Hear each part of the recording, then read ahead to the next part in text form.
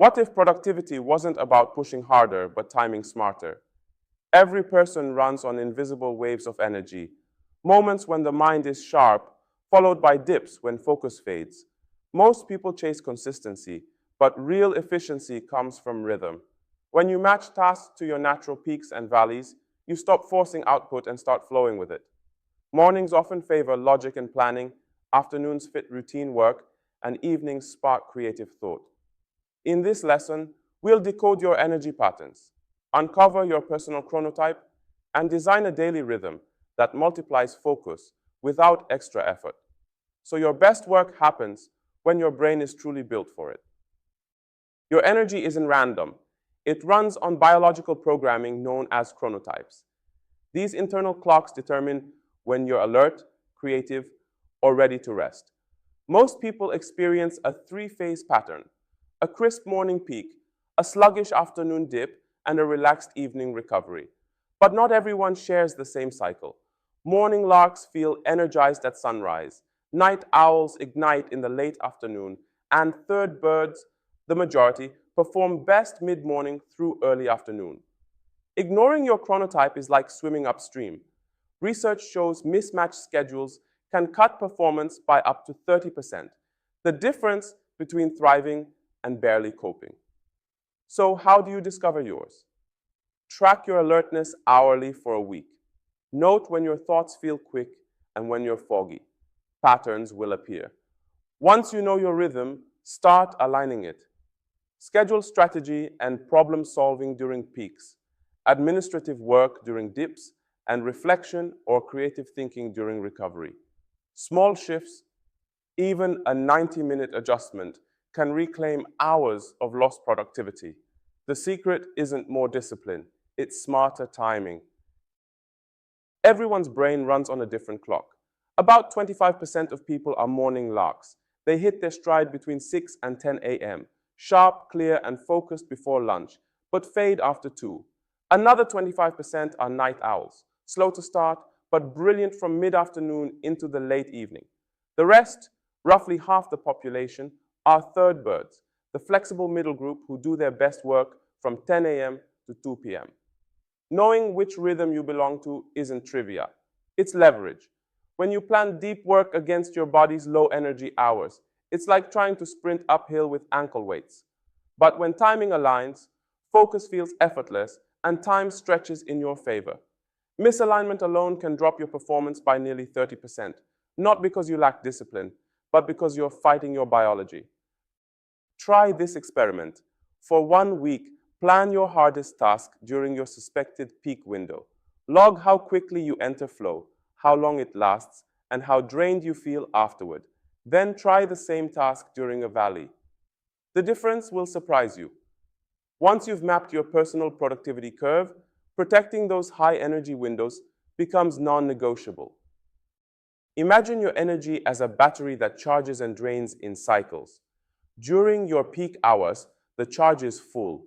That's when to tackle deep, high-stakes work, strategy sessions, creative design, technical builds, or decisions that move the needle. These hours demand focus, so minimize interruptions and noise.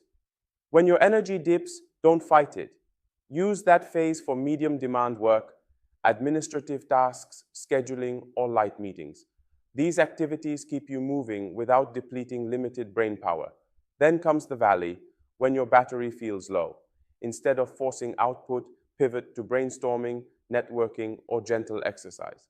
Low energy hours are great for expansive, associative thinking and recharging. Ask yourself, when do you usually hit a wall each day? What if, instead of pushing harder, you pushed smarter, aligning work to energy like tuning an instrument? Intentional scheduling isn't rigid, it's responsive. By matching the type of work to your mind's tempo, you turn fatigue into rhythm and effort into ease. A high-performing day begins before you open your laptop. Start with a morning energy audit. Rate your alertness from 1 to 10 within the first 10 minutes of waking. After 2 weeks, patterns reveal your optimal sleep duration and best start time. Next, automate hydration. Set reminders each hour and aim for 8 to 10 glasses of water daily. Even mild dehydration reduces cognitive performance by 12%, an invisible drain on focus. Schedule strategic breaks. Every 45 to 60 minutes, step away for 5. During intense projects, use the Pomodoro technique. 25 minutes of work, 5 of recovery. Think of breaks as maintenance, not interruptions. Finally, apply task switching protocols. Cluster similar activities so your brain doesn't waste energy shifting gears. After deep work, follow with something lighter before diving in again. This rhythm keeps mental energy consistent throughout the day. Ask yourself, do you plan your recovery with the same seriousness as your work? Productivity isn't about pushing harder. It's about managing the energy that fuels every push. Your brain runs on both chemistry and consistency. Begin with breakfast that supports sustained energy. Protein-rich foods like eggs, yogurt, or nuts. Avoid sugar spikes that crash your focus by mid-morning. Keep caffeine strategic. Have your first cup 30 to 45 minutes before your natural energy dip, not the moment you wake up. During the afternoon slump, move your body. A 10-minute walk restores blood flow and can recover nearly 40% of lost alertness. Pair it with hydration for an instant cognitive reboot. Evenings are for winding down. Dim lights 2 hours before bed to trigger melatonin production. Avoid screens in the last hour. Blue light confuses your brain into thinking it's still day. Keep bedtime consistent.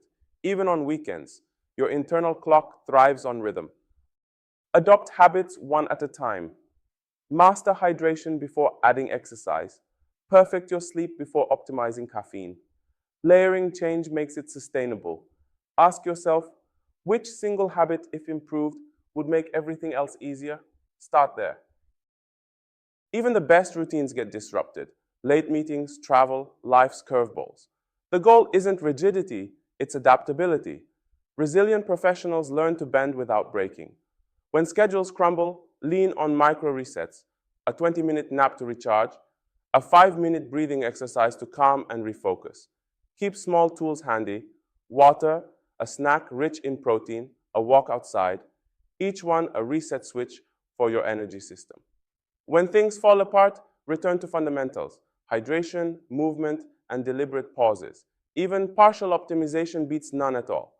Think of resilience as energy intelligence, the ability to redirect effort rather than stall. Over the next few days, start noticing how your energy fluctuates under pressure. When chaos hits, do you resist or adapt? The next lesson will turn this awareness into action. We'll explore resilience and adaptation, how to turn disruption into fuel for growth, not frustration. Because sustainable performance isn't about controlling your environment. It's about mastering your response to it.